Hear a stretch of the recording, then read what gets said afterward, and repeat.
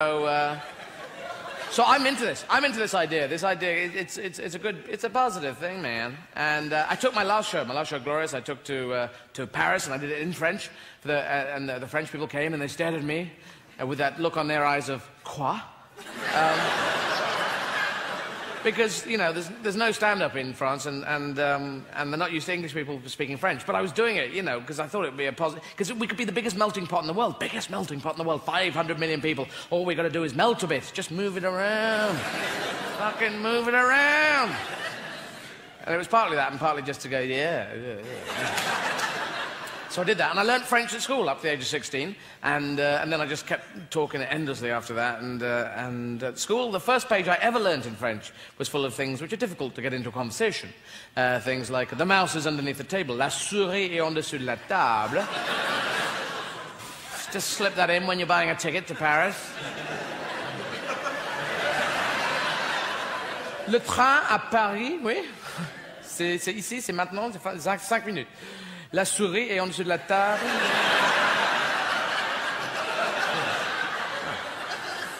The other line was, the cat is on the chair, le chat est sur la chaise, slightly more easy to fit in, and the monkey is on the branch, le singe est sur la branche. Very difficult to get into a conversation. Not a lot of jungle in France. Monkeys, thin on the ground. Thin in the air. Just generally pretty trim. And...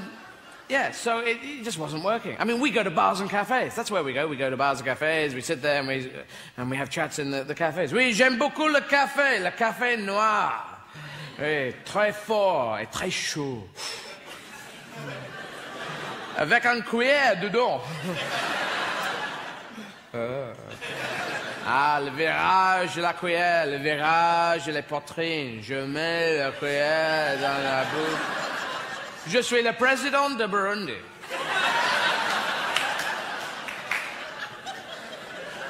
Ah oui, Burundi, je le connais bien, oui, c'est tout près de Zaïre, oui. Tout près de Mozambique. Non, Tanzanie. Oui, je les ai appris quand j'ai la boxe de poulet. Je dois partir maintenant parce que ma grand-mère est flambée. If you don't speak French, by the way, all that was fucking funny, all right?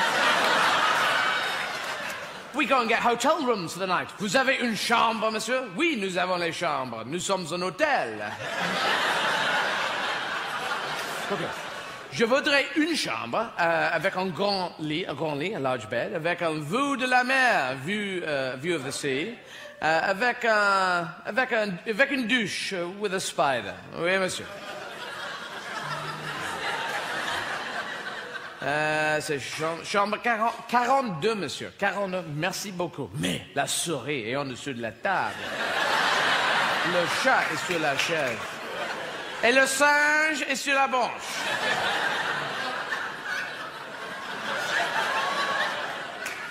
Quoi? Il y a un singe sur la branche? Le chat, la souris? Où est le singe? Le singe est sur la branche. Est-ce que le singe est dans la chambre? Non. Le singe n'est pas dans la chambre. Michel est dans la chambre.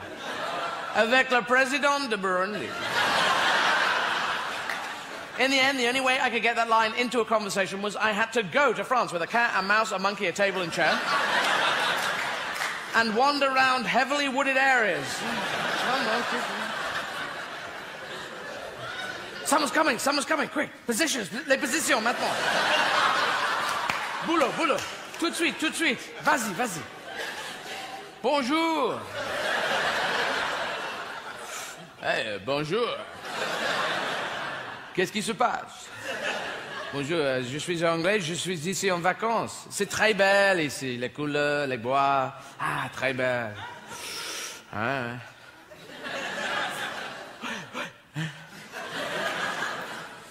Tu es un travesti?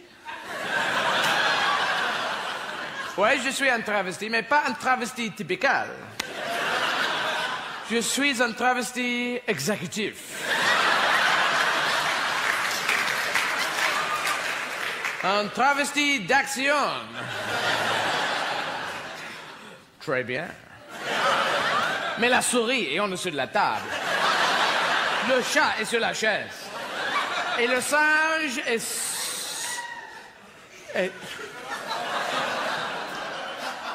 Le singe est disparu. Because the monkey would fuck off. He'd go and do his own thing. He was a bloody monkey. He was a cheeky monkey. And he knew my French wasn't very good, so he'd go off and do things. Ah, le singe est là-bas maintenant. Regarde, il est sur une bicyclette. Il joue au banjo. Et fume une pipe. Maintenant, il arrête, il lit un journal. Il lit un journal, ah oui, ici. Et maintenant, il est dans l'autobus, Il conduit l'autobus. Et Sandra Bullock est dans l'autobus.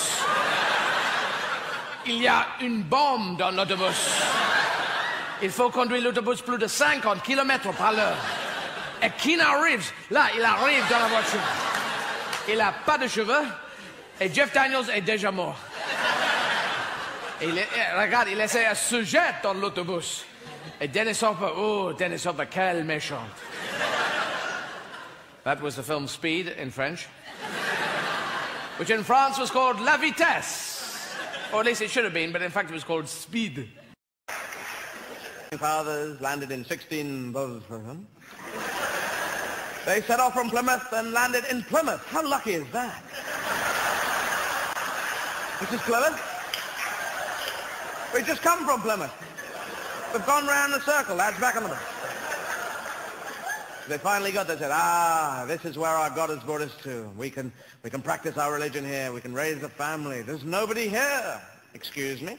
There's nobody here. Yes, a land empty of human existence. Who the fuck are these guys? What's all this, please? No, we don't want any of your food, thank you very much. Just put some clothes on.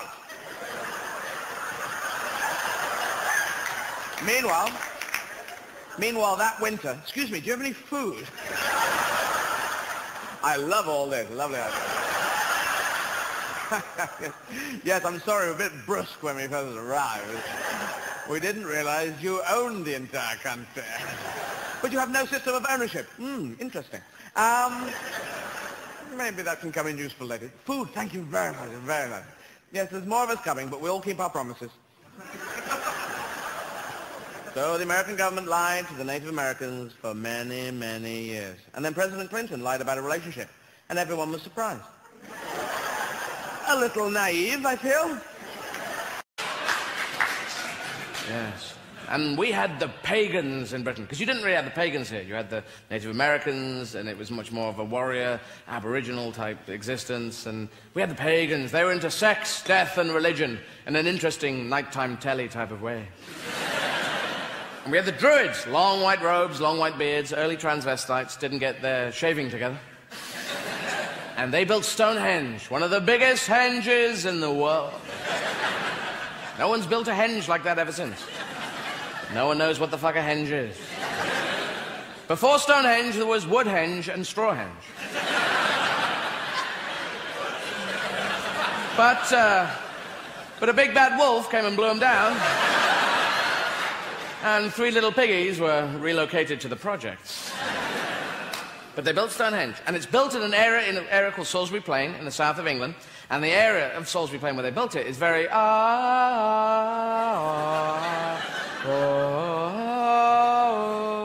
because that's good, you know, it's a mystical thing. Build it in a mystical area. You don't want to build it in an area that's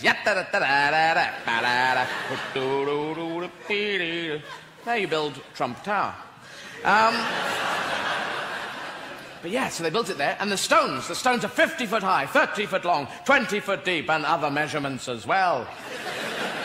And the stones are not from round there. That's the amazing thing. I mean, remember, this is BC... This is before the BC AD changeover, when everyone was going... You didn't have to wind your watch back, you had to get a new bloody watch. Well, it's AD, is it now? Fuck it, oh, right. And the Muslim people going, AD? Who's he? Yes. Good laugh there. And So yeah, the stones are from 200 miles away in Wales. So these guys in Wales were obviously carving the rocks out of the very living mountain. You know, fantastic, building a henge, are we? That's a fantastic idea. It's a marvellous religion the Druids have got, yes. A lot of white clothing, I like that. There we go. And they smash out a huge stone, and then they put tree trunks down to roll it along on. All right, walk it along. Here we go, here we go. Help you push them along, all right. It's not far, is it? And the Druid's going, heave, everyone, heave. Well done, everyone. You're doing very well. You'll love it when you see it. I've seen some of the drawings already. It's very special. After 200 miles, you fucking bastards, you never told us 200 miles. 200 miles in this day and age, I don't even know where I live now. I wish the Christians would hurry up and get here. And they set all the stones up, and the Druid's still there tinkering around, going, no, that stone and this one, can we swap them round? I think with toast, it's 1.5 times for each piece of toast. All right, correct me if I'm wrong here. Toast goes in, comes up, so immediately you don't even look at it, you whack it straight down again. Then you wander around the kitchen with one eye on the toaster. The whole automated idea is lost as you have to...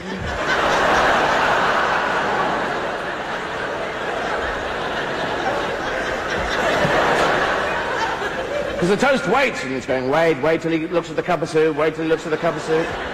And then you're there going, cup of soup, pot noodle, cup of soup, pot noodle, cup of soup, pot... Oh, no, it's boiling, oh, no! Oh, no, in the bin. And it gets stuck in there, and you know you're not supposed to put a knife in. But you're an adult now. It's your toaster. You want to live on the edge, so get knives in, toaster, get knives. And forks as all cutlery in the toaster. Use a whisk as well, whisk, whisk, whisk, get it in. Take it and do it in the bath, Do it. Eat a jam sandwich at the same time, and light matches burn the house down. The same people who make toasters make showers. For they have a turny button too that lies. For we know turn, turn, turn, turn for hot, turn, turn, turn, turn for cold.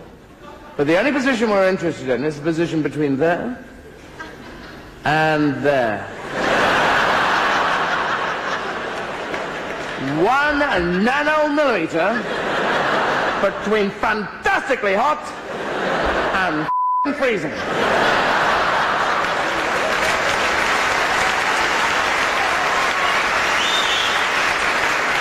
Everyone who gets into a shower, they immediately become like a safe breaker.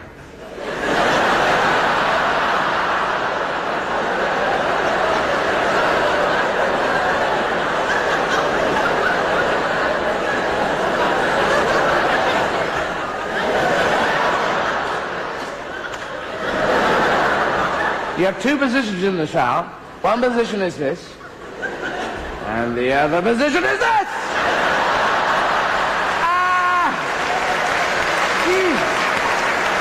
What the hell?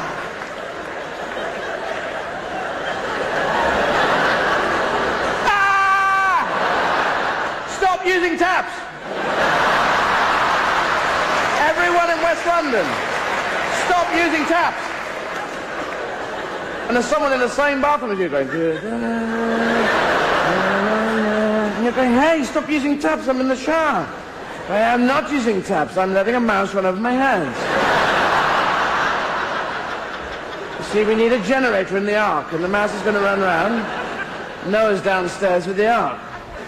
And Noah's shouting up the stairs, hey, the ark's double parked in a puddle. Will you get a move on? It's true, it's in the Bible.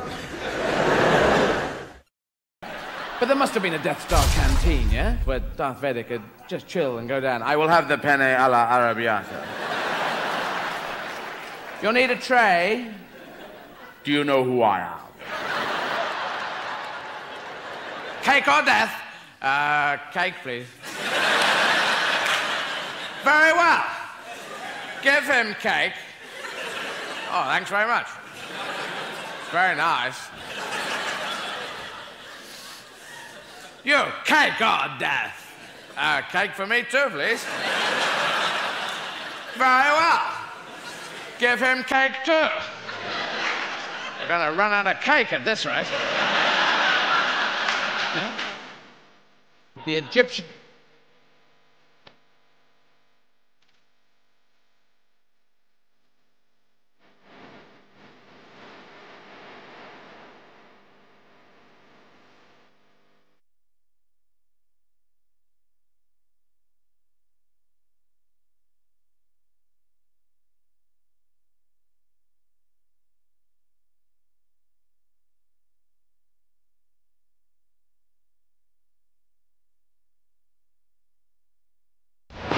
Do you know who I am?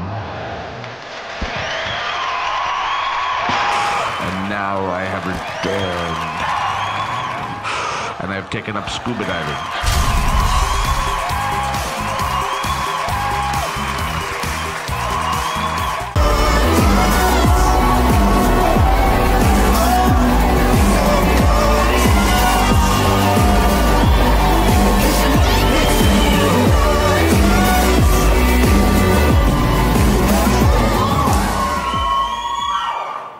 Good evening.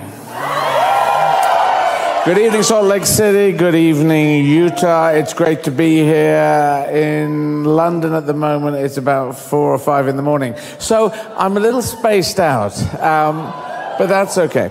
So tonight is not a performance. Tonight I am going to talk to you just about my experiences growing up as a trans kid, knowing I was trans, not knowing that the word trans existed. Like most of us, or LGBTQ, or any of our letters of our alphabet that we love, and our alphabet's getting bigger and bigger, which is confusing. But there we go. We're smoothing along on that. And yeah, I'm going to tell you about that. I'm going to tell you how I worked. It's interesting. I met Sue Robbins, who was got her award tonight, and just before the show, and she's obviously a fierce and strong and a really hardworking trans activist. And I haven't been that. As a trans person, I haven't been that. I wonder if I am a failure in a way at that. Because I've done it in a different way. Because I came out in 1985, which is so long ago, 37 years ago. I'm very proud of coming out in 85. We couldn't even think of the word trans. We had different words then. We were TV and TS, because obviously the word transvestite was Latin, and it means it hadn't been updated since the Romans. So everyone hated that word, and it had a lot of baggage with it. So we'd come up with TV and TS, which I thought was essentially the same grouping. I realized that transgender was the grouping. But when I came out, I came up with this idea of what I was going to do was I was going to come out and then just carry on. That was going to be my trick. So I haven't been as brave as Sue and as many trans activists, LGBTQ activists. I haven't done that. What I have done is I have come out and I just carried on trying to do what I love doing. And this is comedy, but also drama, and then it turned into running marathons, and performing my stand-up now in 4 languages and in 45 countries. So I'm trying to excel. I'm trying to do this thing. I'm trying to advocate for being trans by doing things so that hopefully people go, wow, how did that work? Oh, that person's trans? Oh, fuck, I better rethink trans then. That's how I'm trying to do it. The trick of the things I do, just so quickly, so I've run 130 marathons for charity. But I've done them a bit weird. I did 43 in 51 days, and then I did 27 in 27 days in South Africa, which was a salute to Nelson Mandela, a fantastic political leader. And then 29 in 29 days through Europe when Brexit was happening, and I totally disagree with Brexit because it's pulling apart, it's breaking connections when we should be making connections. And then I ran 32 marathons in 31 days on a treadmill. Don't try it, kids. It'll drive you nuts. I had to do I did a podcast for 6, I do 6-hour marathons. That's how slow I am. The world record is 2. I do 6. But then I find the body doesn't fall apart. But this is the way I'm doing things. So I do salute Sue Robbins and all activists, all LGBTQ activists, Troy, everything he's done, everything anyone's done, and I'm just doing it in this weird other way. But I am going into politics. So I am going to be, I'm going to be an MP, a member of parliament in my country, if they'll have me. And this is how I see the world. Sue was talking about phrase making. Yes, be phrase makers. All of us be phrase makers. We need to come up with phrases that grab marriage equality. What a great phrase that was. I come up with phrases. If you shoot for the stars, you can reach the moon. I was very affected by your space projects. Your space projects. That doesn't a big enough word. Your space missions. When I was a kid, it was happening, landing on the moon. I was there. I was watching it in a place called Bishop Stortford in England, which is such a weirdly named place. And when I met Nelson Mandela, because I ran these marathons, before I actually met him, and Neil Armstrong was walking out when I was walking in. That's the weirdest thing, because what a fantastic person was there. What a fantastic person was there. And this idiot was in between them. But I didn't talk to Neil, and I should have said, Neil, what's Nelson? Is he chatty? Is he chatty Cathy? No, is he wearing the shirts? Okay, just play it cool. Great. Well done in '69. I was in Bishop Stortford. Yeah, Bishop Stortford. No one knows why it's called that. It's just a weird name in England. Yeah, fuck, all right. But you took the and Buzz was a bit worried, and you. I've been inspired by you, mate. That's the conversation I would have had. So let me tell you quickly how my thing starts. I'm going to tell you about these three things. Well, I'm just going to run through it. As you can see, I'm heavily scripted. I'm not going off the auto cues. You can see this. This is me just talking to you. Oh yeah, this is what I want to say. But no, I'll say that at the end. All right. I was born in Yemen.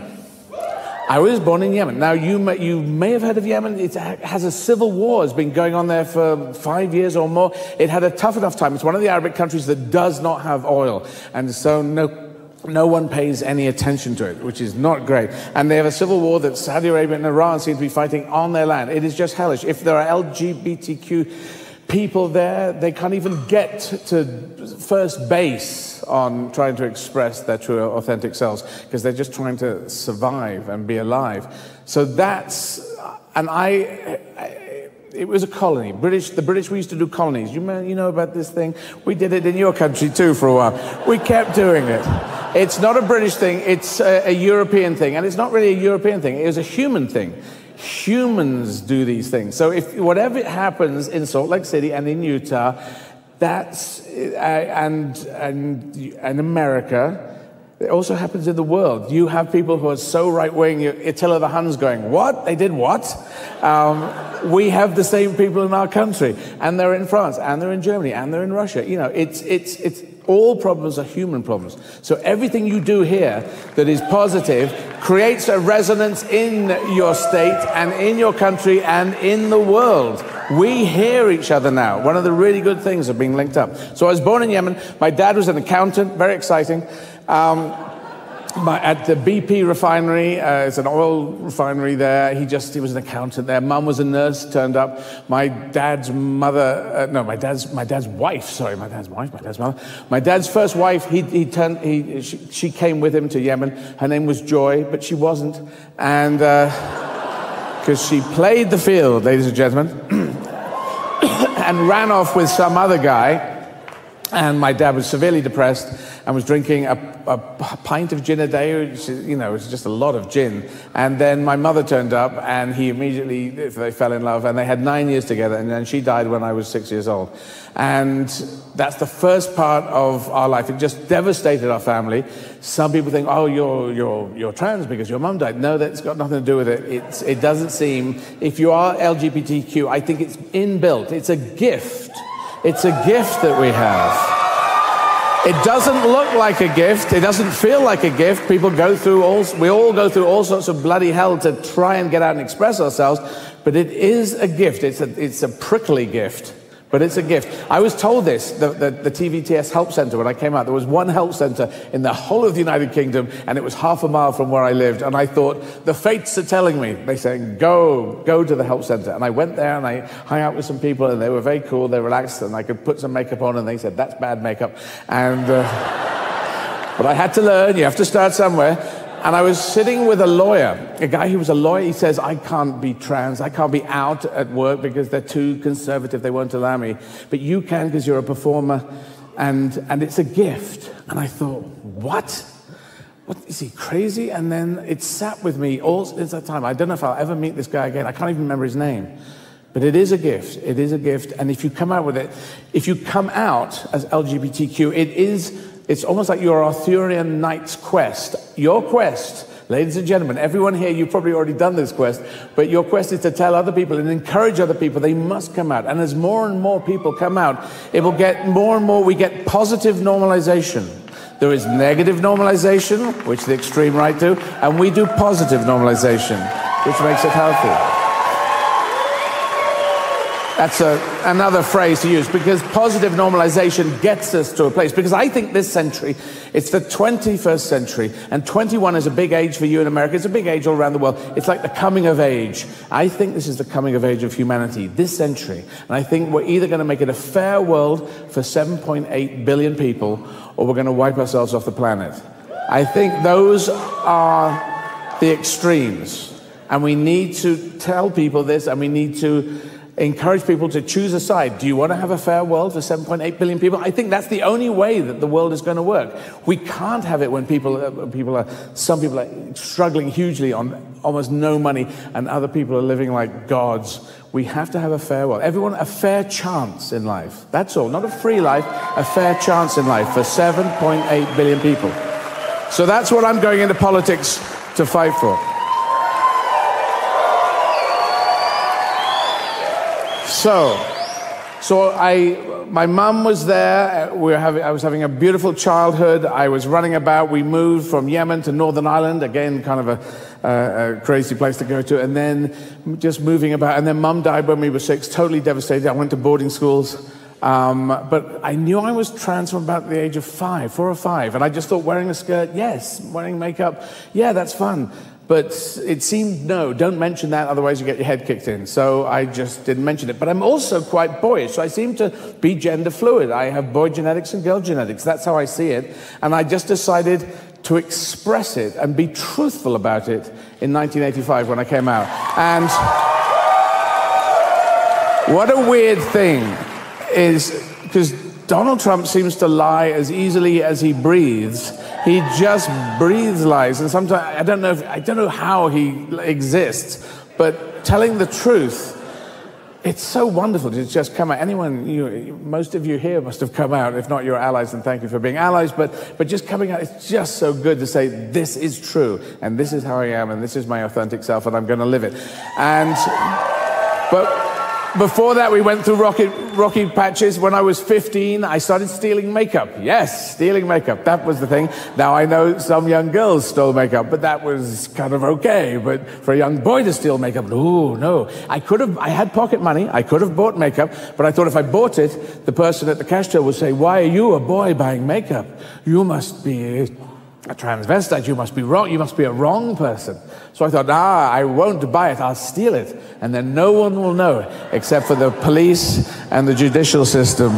And yeah, so I stole it. I stole it a few times, and I was caught in a shop in the south of England, and the police came, and I was dragged off, and they said, have you got more? Have you got more? And when I was a kid, I wanted to be in special forces, right? I should mention this. Okay, and you're going, what? Yes. Special forces was one of my things. I kind of feel like I've done civilian special forces ever since I've come out, learning to live on my feet and just come out in a different way. But I was kind of obsessed with this. I just think in a kind of military way. So anyway, I was stealing makeup, and this guy was saying, have you got any more makeup? And surely, as someone who's trying to be a soldier, a person in the forces, would be able to withstand interrogation and go, no. But I just went, yes, I've got more makeup. I've got tons of it at home.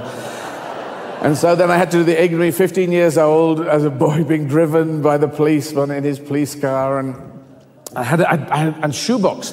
I'd made a shoebox. I'd made a false bottom in a shoebox, and I'd cut out the bottom of another shoebox and put 2 bits of balsa wood and some Scotch tape, and it hinged, and I put all the makeup in the bottom. And if you looked at it, you couldn't tell it was a false bottom unless you were human.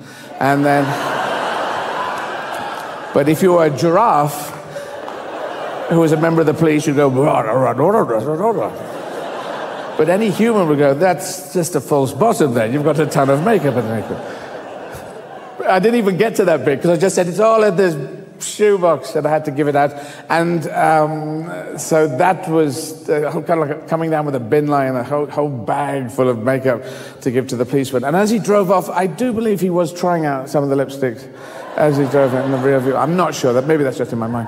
But then it's just me and my stepmother, and I had to do this. I don't know if anyone was trans, got caught by someone. So my stepmother's looking at me, and I've got to now say why I was stealing. Now, I should add, my stepmother was in the SAS, which is like your Delta Force, your Navy SEALs. That sounds very weird to you? Yes. Well, it was World War II, and she was really good at Morse code. And she was brilliant. She taught it. And so she was seconded to SAS Brigade. And she knew I was obsessed with this, Special Forces, SAS, that's what Special Air Service they're called. And so she turned to me and she said, and I didn't know what I was going to say to her, but she said, is this all about your obsession with the SAS? And I said, yes, yes. She was upset. She was looking at the stealing part of it, not at the makeup part of it. I was going, yes, it was a secret mission. Yeah, I had to just get anything. She didn't. I just said, don't ask me why it's makeup all the time. And then I came up with a brilliant idea. I'd been on an exchange trip to France, and I'd met this girl, and I fancy girls. I'm a wannabe lesbian, and I saw this girl, and I had a photograph of her, and I said, there's this girl, it's for her. I stole a ton of makeup for her. And she said, don't steal, it's bad. Just use your pocket money, buy her a scarf. Okay, a scarf. So then I had to go and buy her a bloody scarf. And I bought a scarf, and I had to send it to this girl. I knew her first name at this school. That's all I knew. And she would have got it, what? Janine, was it là? We were in a shop. You have a scarf for you? What the hell? Who's this from? That must have happened. I want to track this girl down to see if it ever found it. Anyway, so it's bumbling through life until I came out in '85. And coming out was just so much better and very positive. The first day I came out, I didn't know quite. I'd gone to this help center, and I realized just staying in a room and throwing on a dress and a bit of makeup, that wasn't going to do it. So I had to go out into the real world. But in '85, there was we weren't even being taught about it. I feel that our lesbian and gay cousins, they've worked very hard. At that point, they had worked very hard in 1985 to move things forward, to have rights. But trans was just lost. Transgender was way out there. But I just thought, I've got to get out, and I've got to start walking around in public. So that's what I did, I'll just tell you this one story that I said that there was a woman, I think she was a lesbian woman who was hanging out with us. She was just being a positive ally at the TVTS Hell group. And I said, I need to meet someone in the center of town. I need to have a mission to go and meet someone wearing a dress, wearing some makeup. Will you be that person I can meet and just have a coffee? Can you do that? And she said she would.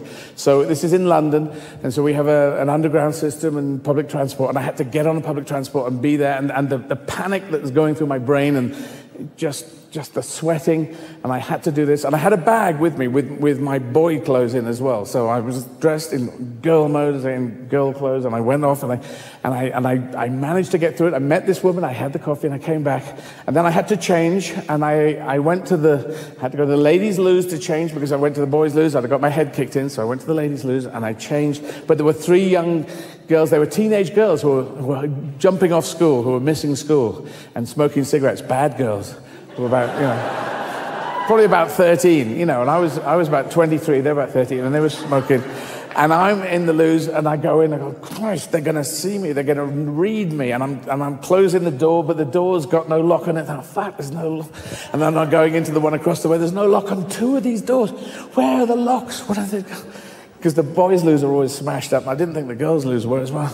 And then I locked it up and I changed clothes and I wiped all my makeup furiously and I went out and they said, "Oi, what are you doing? What are you doing? Who are you? What are you doing that for?" And they followed me and, and they decided that they would tease me.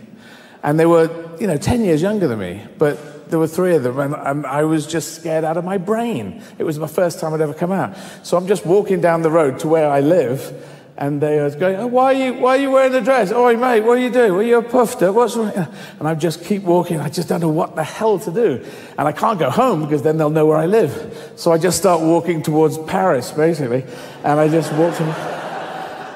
And it was an interesting point. I walked and walked and walked, and I walked for about 20 minutes. And then I just thought, fuck this. And I turned around and I dropped back and I said, "You want to know why I'm wearing makeup? I'll tell you why I'm wearing makeup." And they, all 3 of them, they just screamed and they ran. And I thought, well, that's pretty positive. And there is something in this that I just, that moment, I was saying, I exist, I'm here, I have a voice, I'm not going to be afraid anymore. And so that's what I've done. That's how I've done it. And I've had people shout at me quite often. They shout at me, "If you are trans, you will," and you can be red. And I kind of look like a boy who's transitioned. And people will say to me, "Oh, what the fuck is the fucking?" There's a lot of swearing. "Fuck you, fucking out. What the fucking out?" And I tend to turn around and say, "Fuck you with a fucking out. Fucking out, fucking out." Then they say, "Fuck it, I don't want to," and I say, "Fuck now, fuck you, fuck it, I don't want to, fuck." And that goes on for about 10 minutes. Now, the last guy who did this, it was right outside my house, and he said, "You, Izzard, you, we're going to do your house when you're away." And I said, "Who the hell are you?" And I got righteous anger not from me, but from all trans people, all LGBTQ people, all the way back to the beginning of time. And I was going, "Fuck you, don't fuck you, fuck on me." And he just carried on, but he was doing it while walking away, which is a bit odd. I don't know, "Fuck you with a fucking hell, fucking," which seems slightly positive on my end. And then I went into the pub next door to my house. I said, "Who the hell was that?" "Oh, he's this idiot." They gave me a name. And I thought I should say that name to the police because hate crimes now exist, which is an important move forward for humanity. And then I left it. I thought about it, I left it, and then I just carried on living. 2 weeks later, I'm going to the supermarket and something. "You fucking animal, who the hell? You, again! Fuck you with a fucking Right, I'm telling the police now. Because I just thought, if someone goes in and breaks into my house, I've got a name to start with. So I thought I could mention that to the police, and that's it, and I just move on, boom. I'm trying to, I just don't want to be scared. I want to take my space. And I told the police, and they said, "You need a statement." I don't know if you have the same process in America. They said, "You need a statement." I said, "No, not a statement. I'm just telling you this." No. This could be a hate crime. And then you make a statement because it has to go through official process. And I realized we've got to that stage. And it is an amazing thing to have hate crime legislation, which I believe you now have, and we have in the UK, because freedom of speech is something we really want. But if that speech is causing harm or danger to other people, then it becomes a hate crime. So you want the freedom, but you want the... And that's a very nuanced thing that we finally got to after, 5,000 years after the Egyptians. How long has it taken to get here? It's just taken a bloody long time. So I gave the statement, I made the thing, they had the court case. The court case came, I had my day in court at a magistrate's court, which is lower than a crown court in the UK. And I don't know if you have the system that the people who are the accused, they go into a holding area. The people who are the witnesses, the people who were the hate crime was against, or the crime was against, they go off to a safe place so they don't have to be with that person. But I thought, no, screw that. I'm going to sit in the place where all the bad people come, and I'm going to wait for him to come. And I did, and I sat there, just sat back with my arms on the back of the sofa, right at the back, and he came in, and I stared at him, and I stared at him, and I stared at him, and I stared at him. I just wouldn't take my eyes off him. I just wasn't going to do this inverse thing. And then he went off down the corridor, came back, and I stared at him. I just wouldn't take my eyes. I just refused to be cowed by this dickhead. I think is the word. I think is the medical term we use. Then there was the court case. He was found guilty. And then the press wanted to take photographs of him. So, you know, because he was the guy who was found guilty. So I try. This is what I try to do. I just try and live my life and carry on and do things. And I started running my marathons because I did think it's going to help. You know, I'm raising money. That's great. That helps everyone all around the world. I really believe in reaching out around the world because if we don't think in a world context, then we're not going to make it as the human species. And I am a believer. I don't believe in a God up there because he never seems to come and help. I'm happy. You can come down now, right here in Salt Lake City. If you want to come now, I'm completely ready to be dumbfounded and apologize, but never comes to come down. But I am a believer. There's this word, the unbeliever. No, I'm a believer. I believe in us. I believe in human beings. I believe there is more goodwill than ill will in the world. So I thought if I started running my marathons, it could do a few things. It raised money, and that helps people around the world. So that's great. It could get the exercise back. You know, when we were kids, we were quite some of us are quite runabouty, and then we just get bigger and wider. So I thought, no, I'll get back to this fitness guy. And there was this human level of politics underneath it, which also said, if you're a trans person and you're running marathons, and I was running them day after day after day after day, which kind of impressed me if it didn't impress anyone else.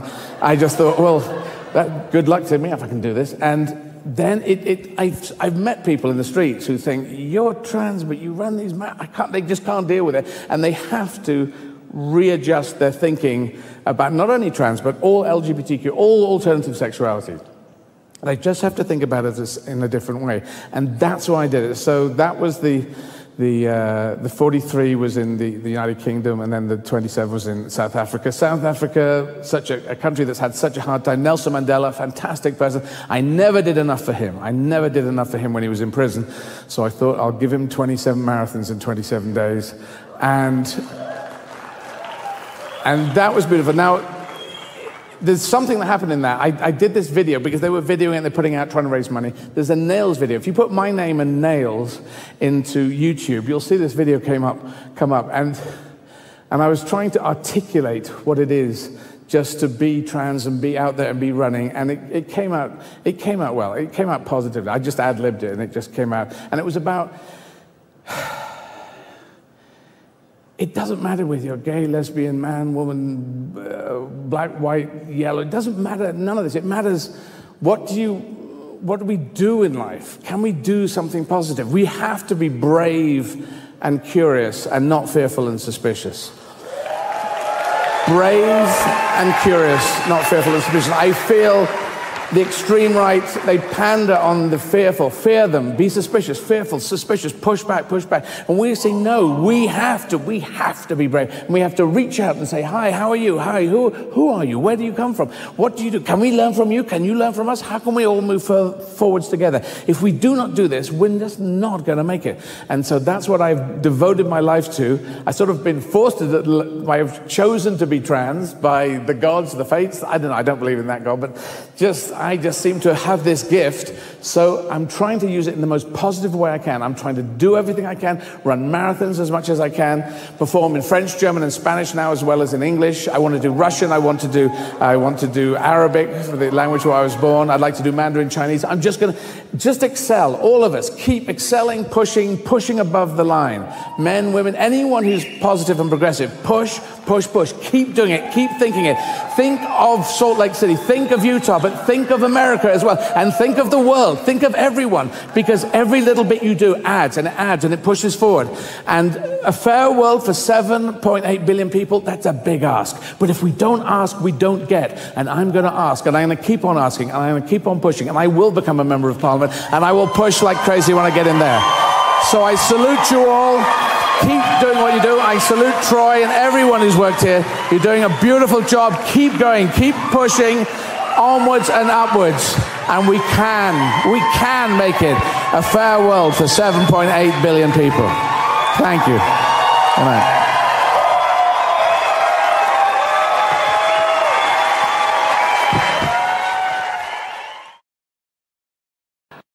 Who was Venn in his diagrams? Was he the most boring child ever?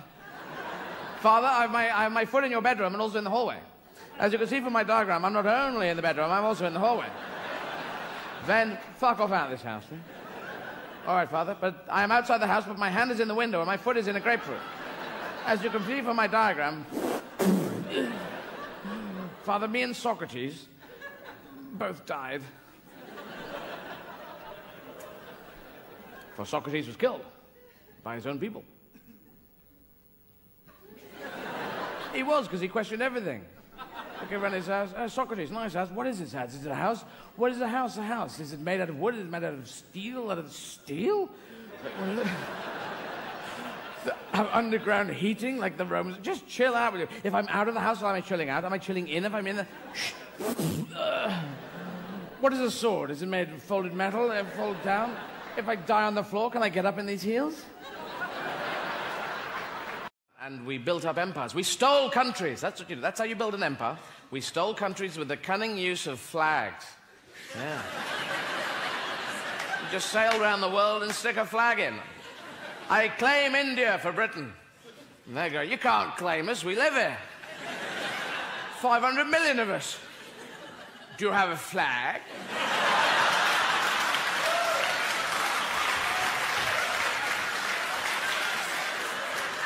We don't need a bloody flag. It's our country, you bastard. No flag, no country. You can't have one. That's the rules that I've just made up. And I'm backing it up with this gun that was lent from the National Rifle Association. That was it, you know.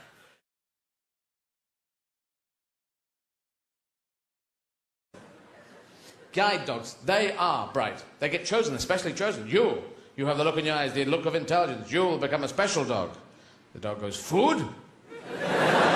You know what I'm saying, don't you? Come, I will make you a leader amongst dogs. Food now? With marrow, the yummy bit of humans? Come, I will make you a leader who will lead people with restricted eyesight. Food at dog shop? Dog food shop? I like dog food shop. And they're trained. These dogs are trained. They're there with 175 degrees magnetic, church with a spire.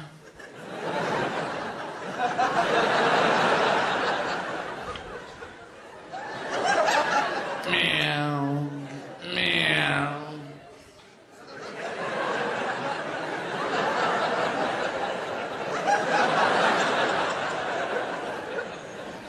Meow. Ding-a-ling-ling, dog food shop. The trouble with guide dogs, they'll always take you to a dog food shop. You may not want to go there. But I met someone, I know someone in Melbourne. She had a guide dog that was a failed guide dog. Brilliant. This dog failed. It was obviously,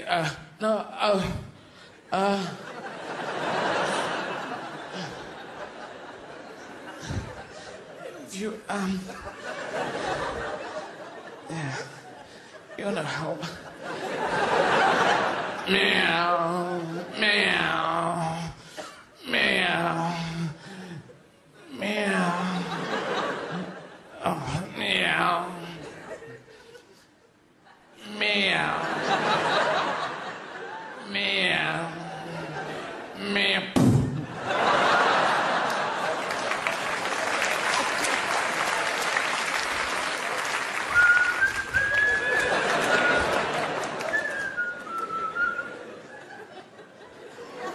Where's your owner? Gone upstairs?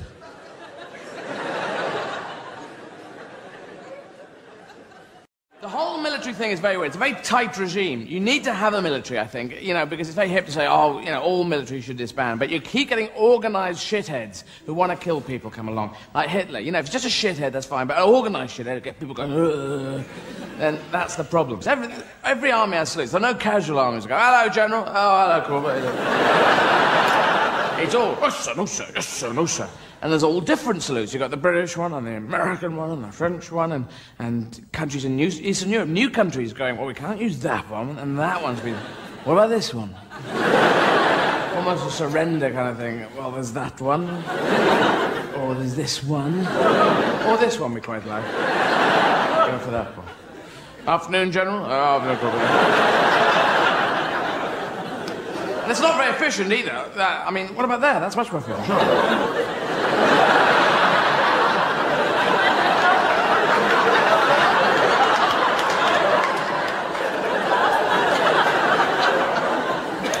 Civilians, we have a handshaky kind of agreement, a kind of greeting thing. And people, sometimes people say to you, oh, come here, I want you to meet a whole bunch of people. Suddenly you're meeting 8 people all at once. And they all tell you the names. Hi, my name is Steve. Steve. My name is Jennifer.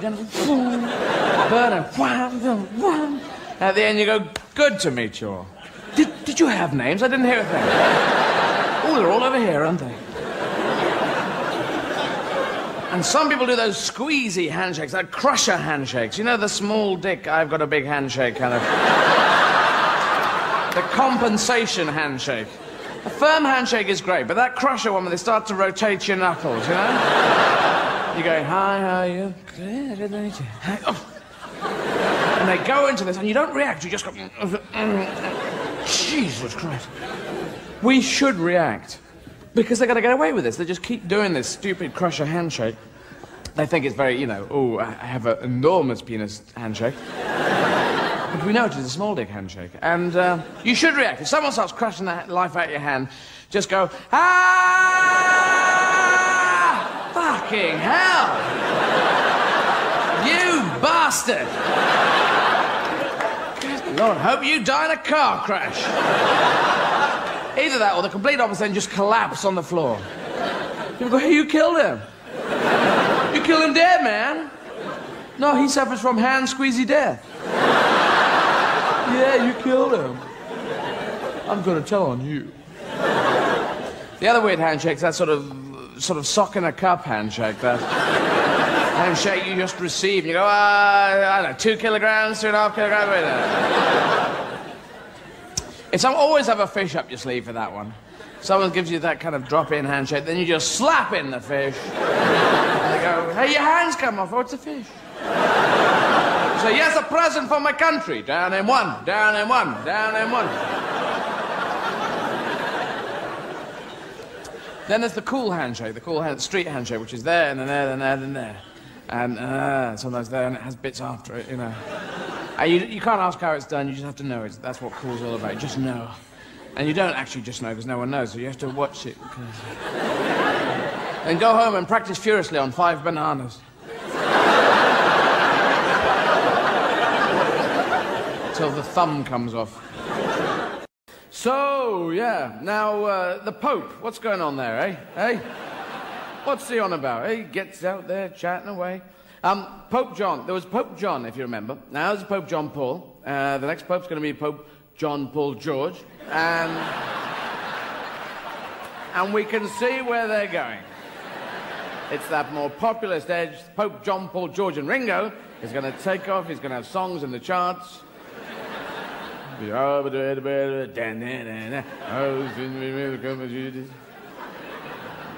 Always checking their faces, don't they? In case there are flies. You know, like cows use their tails.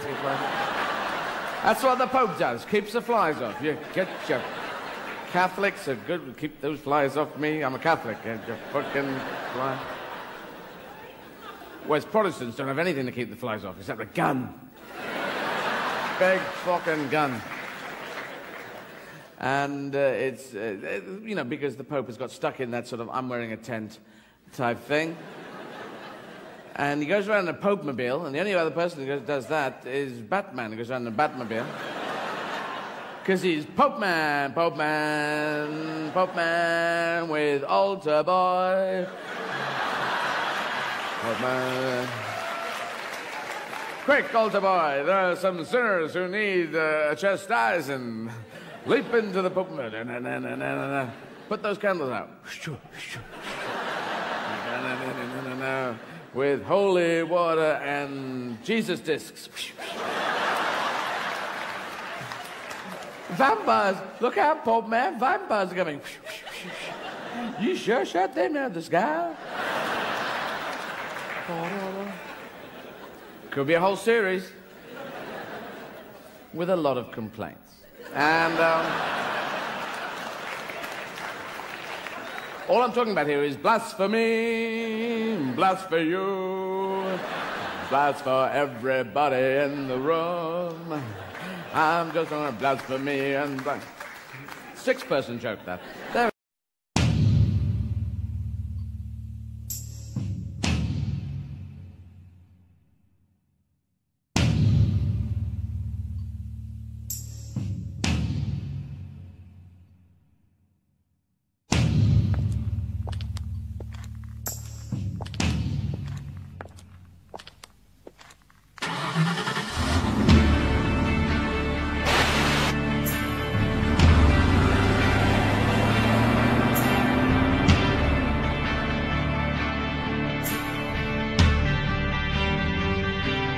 He said, do you think American audiences will get this?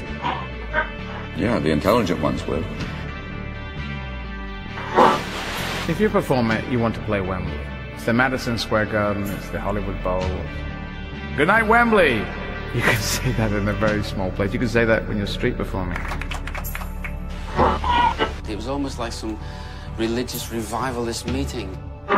They took it to the government. I just felt totally gutted by that. The trouble is spending too much time in your mind. Oh, I don't want to learn. I want to go out and smash things with hammers.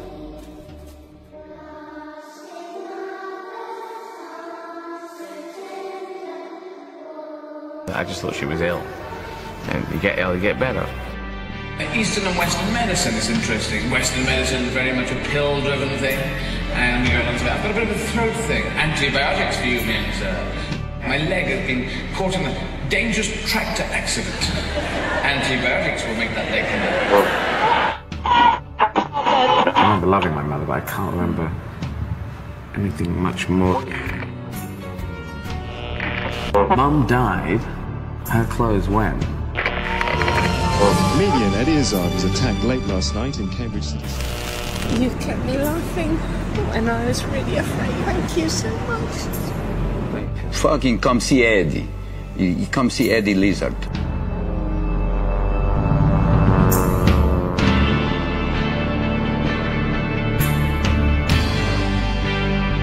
I will end up questioning things all the time. You either question it all the time, or you don't question it, you could end up living in a ditch. Because you thought you were on top of the world and actually your career was going down the toilet.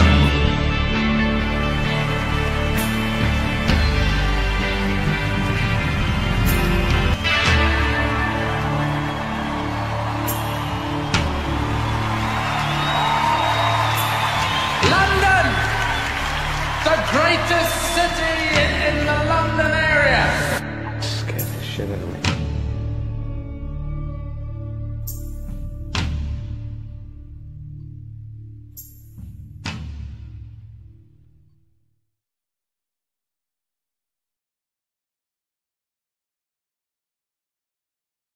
Yes, back in Roman times when people died, they had professional mourners come in, which is a totally weird idea. And so, my husband is dead, Miss Claudius is dead, and there's not enough grief. There's not enough grief in this house to warrant his death. I wish to beef up the grief. Slave, get a message off down to Mourners R Us, will you? Tell them I wish to beef up the grief. And here's 10 denarii for your trouble, and give it straight back, you're a slave. What do you think you're doing? And I've become a very smooth guy. Good afternoon, I'm Mr. Marcellus. I am from Mourners R Us. Oh. It's just a free sample there. Now...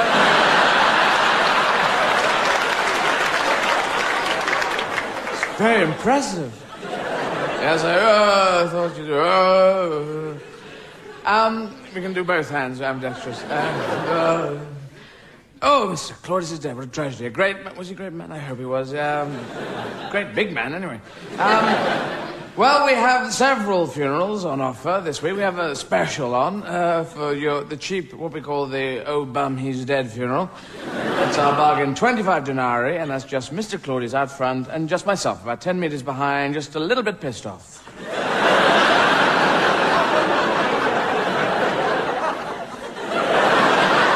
Oh bum. That's the oh bum funeral. Not much bother. Shove him in the ground, no problem. For full 50 denarii, we get myself and Flavius here, either side of the funeral cortege, slightly more G'd up, slightly more, oh, what a tragedy, what a tragedy. He was a great man. If we could have a CV at this point, we'll show, oh, he made jam, played the ukulele, all these things. George Formby quartet. And we'll poke people with sticks to make them cry more. Go on, cry, you bastards. That's our 50 denarii. And for full 100 denarii, you get all four of us carrying the deceased along, and then we'll gently lower him into the ground on straps, and then we'll twang him into a tree.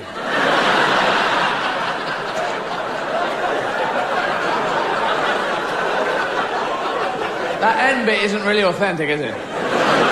But it just used to tail off, that whole piece. And so I started twanging them into trees. And it gets a big laugh, and then I carry on. That's comedy for you. But we are kind of, you know, lugubrious about, I mean, you know, funerals and people dying, and we always mourn the death rather than celebrating the life. It's a different attitude. And I think, twang them into trees, that's what I say. Wouldn't you rather die and be twung into a tree? The jury's out on that, you know. Just think about it, you know. Give a lot of fun to people. We go on. Oh, we didn't. Bring him back, go on. Dual funerals. Funerals on bonfire nights. It's an option. We can go that way if we want.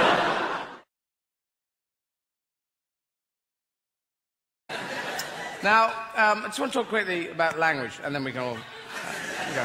Because, yeah, language, they do say Britain and America are two countries separated by the Atlantic Ocean. And it's true. Now, they say two countries separated by common language. That's the line. It's an Oscar Wilde line, I think. And we do pronounce things in a different way. Like you say caterpillar, and we say caterpillar. And now you say aluminum, we say aluminium. You say centrifugal, we say centrifugal. You say leisure, we say leisure.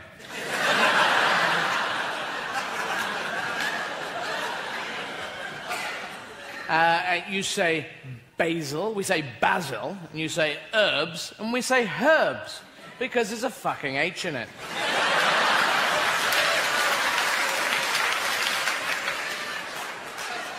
But you spell through, T-H-R-U, and I'm with you on that, because we spell it thruff. And that's trying to cheat at Scrabble. How can we get that ooh sound? Well, a U will work. What about an O as well? No, we don't need it, we're fine. No, I think an O in. Well, all right. And a G as well. What? Yes, a G would be good. G sound. Yes, we need a silent G, just in the background, in case of any accidents or something. Well, all right. And an H as well. Fucking hell, hang on. An H in case some herbs come along. All right. And a Q, and a P, and a Z. Look, it's a word in Scrabble that's 480 points. So, yes. And we do have, you know, slight differences in that arena. But in Europe, we have 200 languages. 200 languages. Just count them. I know you won't. But it's 200 languages, and future generations of Europeans, I'm sorry, Europeans, but we're going to have to be bilingual. We are going to have to be. And English speakers hate this. 2 languages in one head, no one can live at that speed. Good Lord, man. You're asking the impossible. But the Dutch speak 4 languages and smoke marijuana.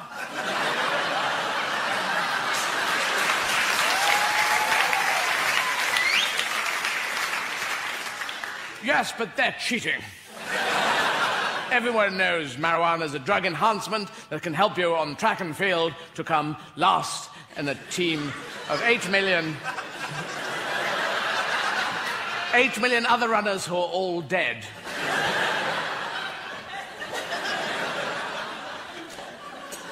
I don't know how the Dutch do it, but anyway, because we're going to have to learn, and the reason we're going to have to learn is, one, for being groovy and just getting out there and doing it. But the second, we just lose a lot of business in Europe, in the rest of Europe, because German people phone up going, "Wir haben 5 Millionen Deutschmark für der Auto." Just fuck off with you, mate. I'll start speaking German. I'll tell them to go away. I don't know, something about 5 Millionen Deutschmark, and I tell them to get knotted. We don't want any of his Deutsche Markies. We do want that. Oh, I'm terribly sorry. Oh, fuck, redial. And I grew up in the 70s when there was it was a period of, you know, the careers advisor used to come to school, and he used to get the kids together and say, "Look, I advise you to get a career. What can I say?" That's it. And he took me aside, he said, "What do you want to do, kid? What do you want to do? Tell me your dreams." I said, "I want to be a space astronaut, go to outer space, discover things that have never been discovered." He said, "Look, you're British, so scale it down a bit, all right?" "All right, I want to work in a shoe shop.